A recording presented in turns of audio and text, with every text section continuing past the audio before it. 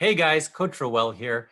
As I often like to do with these short solo videos that I record for our community, is to address some of the questions and comments from our newer members, those of us who are still considering or just new to the idea of investing or participating in self-storage.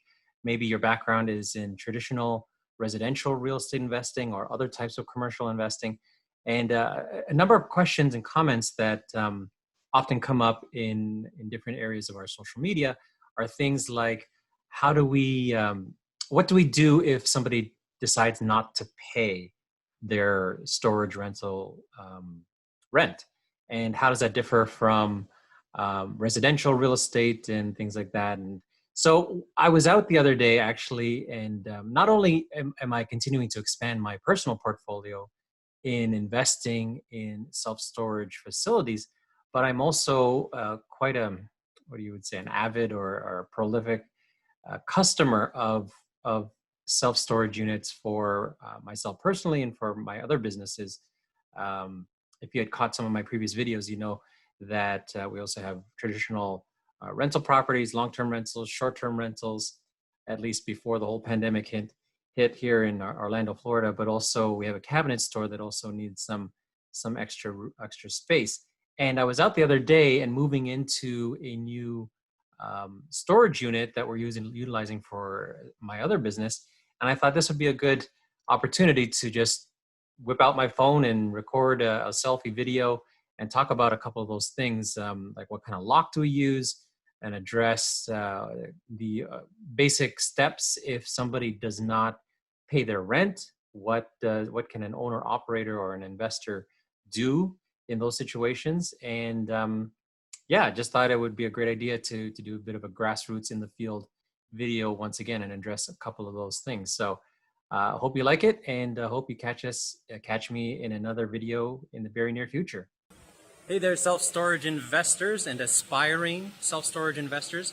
Coach Roel here, and I thought I would take you on to this grassroots little tour of yet another self-storage facility.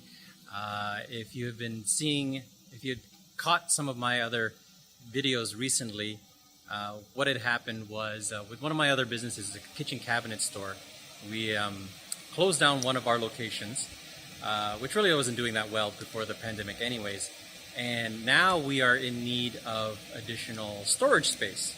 So it's kind of dispel one of the myths that self-storage is only for hoarders.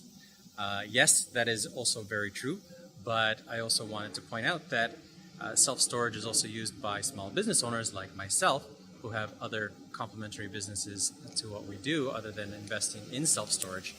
But this one was particularly for storing some inventory for my other business.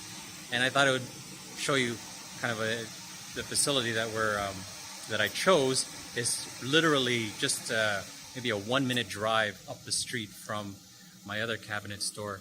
And this one I thought it would be kind of neat to show you that there are some pretty large storage units here. I think that's probably about 15 foot high doors, probably for commercial use, I would assume, was behind those. And just went through the whole process with the front office. You gave me a quick little tour, and actually I'll do that as well. She brought me here to this unit, and just wanted to make sure that it suited our purposes, because for my purpose personally, we need to be able to have our delivery truck come in from there. There's a security code at the door, at the gate to get in, and also a security code to get out, which is pretty standard as well. And then the attendant brought me here, and the big reveal. Oh, maybe I should unlock it first. You can see here.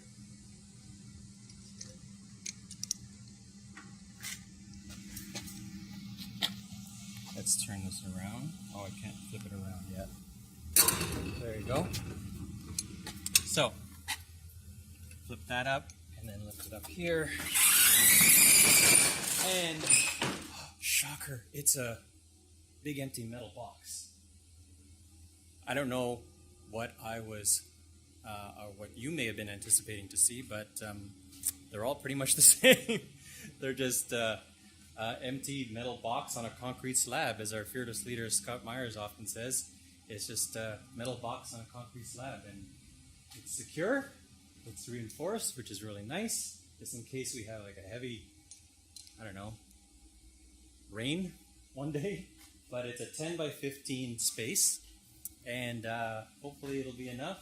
We'll probably put a whole bunch of inventory on this side, leave a little bit of an aisleway here, on this side here, so that we can access all the way to the back. And see, metal box on a concrete slab. I actually wanted to demonstrate this while we're here, while we're in the shade.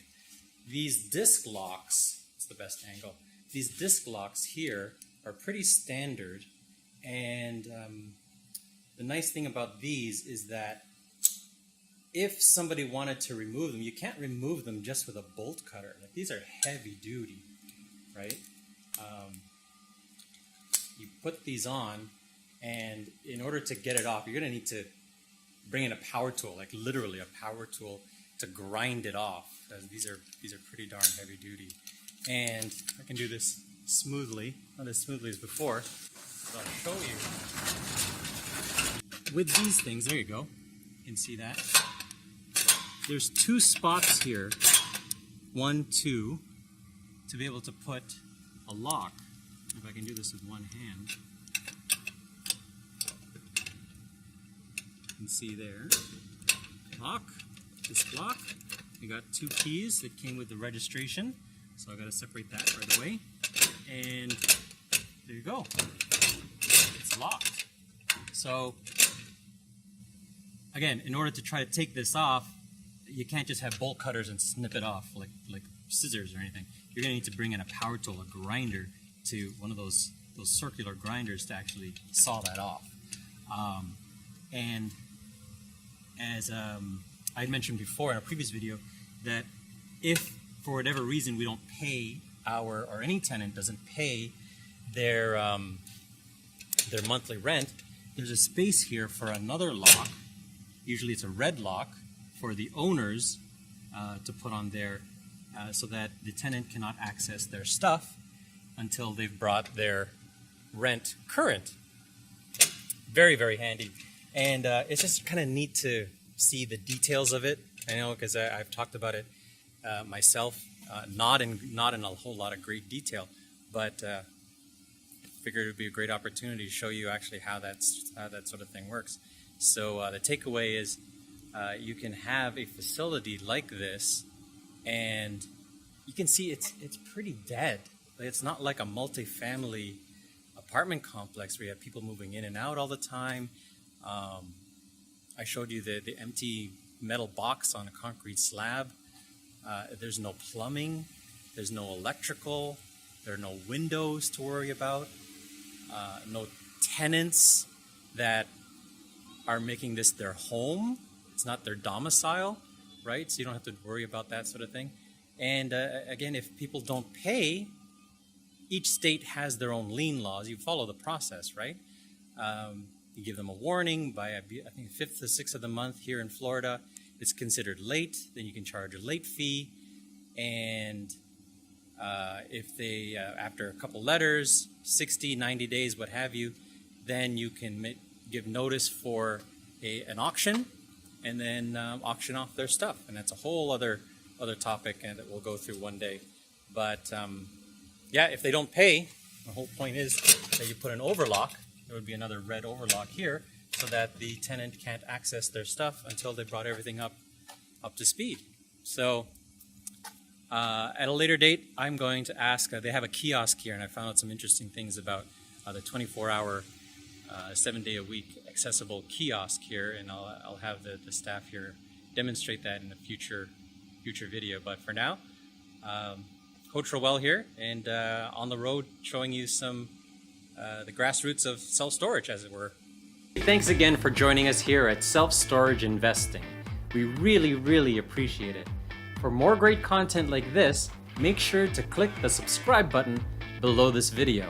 And be sure to follow us on Facebook, Instagram, Twitter, LinkedIn, and bigger pockets. You can also visit us at our main website at selfstorageinvesting.com, where you'll find even more free content, our ebook, and registration to our free webinars and education courses, and much, much more. Once again, for more great content like this, please click the subscribe button below. Thank you.